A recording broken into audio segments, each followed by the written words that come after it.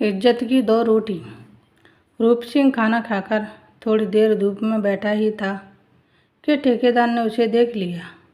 वह गुस्से में रूप सिंह के पास आया। उसे देखकर रूप सिंह उठकर ईंट उठाने को चल दिया। तभी ठेकेदार बोला, कहाँ जा रहा है बे? कब से आराम फरमा रहा था, अब मुझे देखकर आराम कर रहा है। मुझे देखकर काम पर लग गया। रूप सिंह सकपका गया। वह बोला, नहीं मालिक, बस अभी खाना खाकर 2 मिनट धूप में बैठा था, बहुत ठंड है। ठेकेदार ने उसे घूरते हुए कहा, अगर धूप ही सेकनी है तो घर जाकर सेक, यहाँ काम करने आता है या धूप सेकनी? तेरे आधे दिन के पैसे काटूंगा। रूप सिंह को बहुत गुस्सा आया, लेकिन अपने परिवार के बारे में सोचकर बोला, मालिक, ऐसा जुल्म ना करो, बच्चे भूखे मर जाएंगे।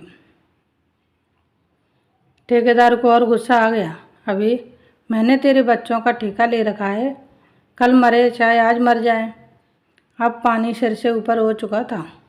रूप सिंह ने इधर उधर देखा। उसके साथ के सारे मजदूर अपने अपने काम में लगे थे, जैसे किसी ने सुना ही ना हो। रूप सिंह बोला, मेरे बच्चे के बारे में कुछ मत बोल, नहीं तो यहीं ईंट से तेरे सिर में मार दूंगा। चल, मैं काम नहीं करता, ला मेरा हिसाब कर, आधे दिन के पैसे दे दे। ठेकेदार बोला, अच्छा मुझे धमकी देता है, जा भाग जा, नहीं देता पैसे, जो करना है कर ले। और रूप सिंह को अपनी गलती का एहसास हो गया। अगर पैसे नहीं मिले तो घर में चूल्हा कैसे जलेगा? रूप सिंह ने कहा, मुझे माफ़ कर दो, पर आधे दिन के पैसे तो दे दो। लेकिन ठेकेदार अपनी बात पर अड़ा था। रूप सिंह बहुत गिड़गिड़ाया, लेकिन ठेकेदार ने उसे 1 पैसा भी नहीं दिया। वह थक हार कर वापस घर की ओर चल दिया। शहर के बाहर एक छोटी सी झोपड़ी में उसकी पत्नी सुदामा और उसकी बेटी पूनम रहते थे। आज जब वह घर पहुंचा तो सुदामा ने पूछा, क्या हुआ, बहुत परेशान हो और इतनी जल्दी काम पे पैसे कैसे आ गए? रूप सिंह ने कुछ नहीं कहा, बस इतना बोला, काम खत्म हो गया, कल से कहीं और काम देखना पड़ेगा।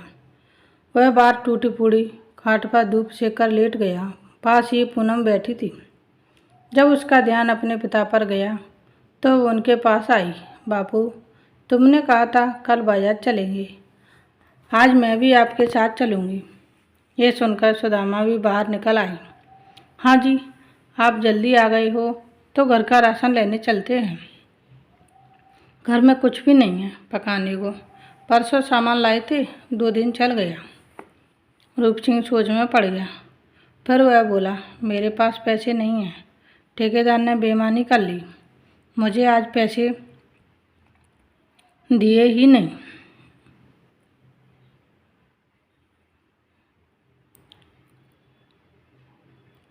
सुदामा सिर पकड़कर बैठ गई। हे भगवान, अब क्या करेंगे, कहाँ से खाना पकाऊंगी? हम तो रह लेंगे, लेकिन पूनम भूखी कैसे रहेगी? रूप सिंह करवट लेकर लेट गया। उसके पास इस सवाल का कोई जवाब नहीं था। शाम होने लगी तो रूप सिंह चारपाई को झोपड़ी के अंदर ले गया और एक पुराना सा कंबल ओढ़कर लेट गया। सुदामा बाहर बैठी थी। कुछ देर बाद पूनम को घर का ध्यान रखकर बोलकर कहीं चल दी।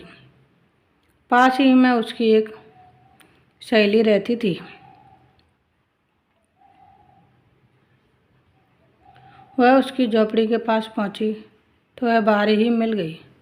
सुदामा बोली, बहन, थोड़ी सी मदद कर दो, आज उनका काम छूट गया। ठेकेदार ने पैसे भी नहीं दिए, घर में खाने को कुछ नहीं है, बच्ची के लिए थोड़ा सा खाना दे दो। ज्योति बोली, अरे बहन, कोई बात नहीं, तुम राशन ले जाओ, जो जो सामान चाहिए ले जाओ, पका लेना और सब खा लेना। सुदामा बोली, नहीं बहन, बस पूनम के लिए दे दो, हम तो भूखे रह लेंगे। ज्योति बोली, बहन कब तक भूखे रहोगे? अब पता नहीं तेरे आदमी को काम कब मिले। उससे कहे जरा दिमाग ठंडा रखे, नहीं तो रोज़ ठंडा चूल्हा रहेगा। सुदामा को बहुत बुरा लगा। बहन ऐसी क्या बात हो गई तो तुम ऐसे बोल रही हो? ज्योति ने राशन का सामान एक थैली में डाला और थैला में सुदामा को पकड़ाते हुए बोली, बहन मैं तेरी सहेली हूँ, मेरी बात का बुरा मत मान। आज तेरे आदमी ने ठेकेदार से लड़ाई कर ली है। उसे ईंट मारने की धमकी दी, तभी उसने उसे भगा दिया। मेरे आदमी ने बताया, वहाँ काम खत्म नहीं हुआ है। सुदामा वहीं बैठ गई। हे भगवान, अब क्या हुआ? ये तो कह रहे थे काम खत्म हो गया है। मैंने सोचा ठेकेदार सारे मजदूरों को कहीं और लगवा देगा। ज्योति बोली, बहन हम गरीब लोग हैं, हमें तो सबकी सुननी पड़ती है। ठेकेदार मेरे आदमी को भी रोजगार देता है, लेकिन सब सुनना पड़ता है। सुदामा कुछ नहीं बोली, राशन लेकर सीधे घर आ गई। आज उसे अपने पति पर बहुत गुस्सा आ रहा था। उसने खाना बनाया और रूप सिंह से कहा, चलो खाना खा लो।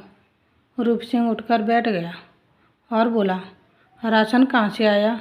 तू तो कह रही थी घर में कुछ नहीं है। सुदामा को गुस्सा और तेज हो गया। वह बोली, भीख मांग कर लाई हूँ, तुम तो लोगों की ईंट मारो, मुझे तो अपने बच्चे के लिए भीख मांगनी पड़ेगी। ज्योति से मांगकर लाई हूँ।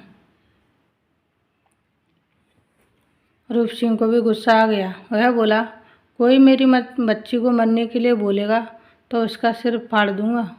सुदामा ने ये सुना तो वह पूछने लगी, क्या बात थी?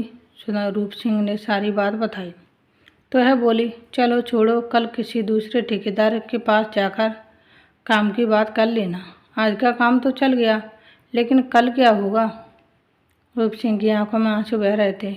वह अपनी लाचारी और गरीबी पर बहुत शर्मिंदा था। सुदामा उसे समझा रही थी। रूप सिंह बोला, हम गांव में कितने सुखी थे, सूखी रोटी मिलती थी, लेकिन पूरे गांव में इज्जत थी। यहाँ शहर में बेइज्जती भी होती है, मेहनत भी ज़्यादा करनी पड़ती है और पैसे भी कम मिलते हैं, ऊपर से महंगाई। सुदामा बोली, मैं तो पहले ही कह रही थी यहीं रहते हैं, आप ही को लग रहा था शहर में जाकर ज़्यादा पैसे कमा लेंगे। रूप सिंह चुपचाप खाना खाकर सो गया। पूनम ने भी खाना खा लिया था, लेकिन सुदामा के गले से एक निवाला भी नहीं उतर रहा था। अगले दिन रूप सिंह को काम ढूंढना शुरू किया, लेकिन काम कहीं नहीं मिला। वह शाम को घर आया तो पता लगा पूनम को तेज बुखार है। वह उसे डॉक्टर के पास भी नहीं ले जा सकता था। सुदामा के पास कुछ पैसे थे तो केमिस्ट से बुखार के गोले ले आए और पूनम के सिर पर पट्टी रखता रहा। जैसे तैसे रात गुजरी। भूख से दोनों बेहाल थी। पूनम का बुखार उतर गया था, लेकिन वह बहुत कमज़ोर थी। रूप सिंह सुबह उठकर उसी ठेकेदार के पास पहुंच गया और बोला, मालिक मेरे से बहुत भूल हो गई, मुझे माफ़ कर दो, वापस काम पर रख लो। ठेकेदार बोला, नहीं भैया, कल तुझे गुस्सा आया और तूने ईंट मार दी तो मैं तो मर जाऊंगा। एक काम कर, मुनीम जी से आधे दिन के पैसे ले जा और मेरा पीछा छोड़। रूप सिंह पैसे लेकर घर आया। पैसे सुदामा को दिए। सुदामा कुछ सामान लाई और पूनम के लिए थोड़ा सा दूध ले आई।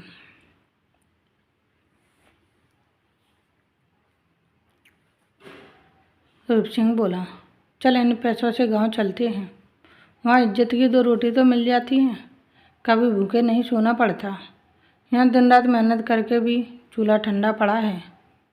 सुदामा बोली, मैं भी आपसे यही कहना चाहती थी, अपना घर अपना ही होता है, शहर में इस झोंपड़ी में ठंड में पड़े रहते हैं। अब तो चूल्हा भी नहीं जल पा रहा, चलो चलते हैं। सारा सामान बांधकर वे तीनों हमेशा के लिए गांव चल दिए। Thanks for watching, please like share and subscribe. धन्यवाद दोस्तों, बाय बाय।